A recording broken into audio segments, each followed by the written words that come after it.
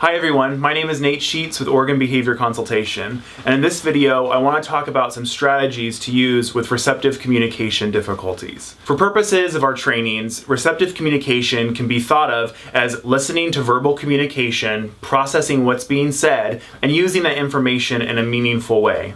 Children and adults with FASD frequently struggle with processing what's being said, and there's other complications that can make supporting them around this a little bit difficult. One complication is that many people with FASD have socially learned to give indications that they understand when they're really not understanding at all. We all tend to do this. If we're in a crowded and loud environment and we're not really understanding what somebody's saying, chances are we're not going to keep asking them to repeat themselves or to clarify or to say something louder. Instead, we're just going to nod our head and say uh-huh, and if somebody else laughs or chuckles, we're going to laugh or chuckle with the group. People with FASD do this as well, and they may not even know why they're doing it. This can make it difficult for us when we're having our everyday conversations with them to be aware that they're probably not processing a lot of what we're saying. So the first thing you want to do if you want to support somebody with receptive communication challenges is to be aware of how much time you're giving them to think. When I write a BSP, I suggest anywhere from 30 seconds to 2 minutes when I tell a client something. Now, if you watch a caregiver try to implement this kind of support, you're going to immediately see that the caregiver is not giving nearly enough time.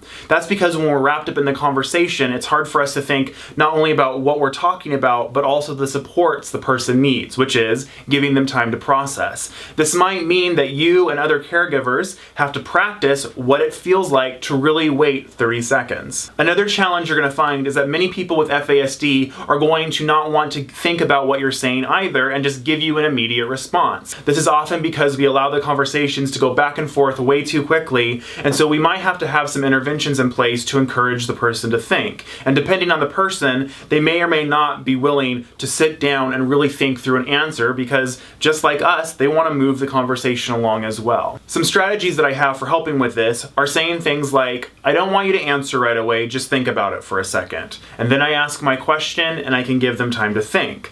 This is going to work with clients who are willing to listen to me and to take the time to think about the answer. You might have to say something like, even if you already know the answer, go ahead and just think about it for a minute.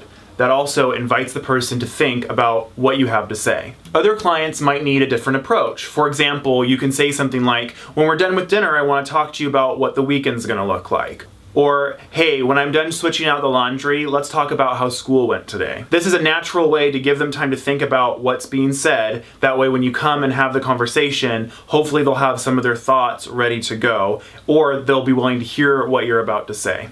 Another big support we can put into place for not only people with receptive communication difficulties, but for people with fetal alcohol spectrum disorders in general are visuals. Visuals can cover schedules, expectations, plans, and a bunch of other stuff. That will help the person be able to think through a certain concept without worrying about losing the information. So when I'm talking to clients, I frequently have notes that I'm taking that I know that they can see, and the notes are not for my benefit, but for theirs. So I'll write down certain words that their brain will probably have to reference later on in the conversation. And then after that, some clients find it helpful to actually take those notes and use it later on so that they'll remember the conversation that we had, or the agreement that we made, or the plan that we made.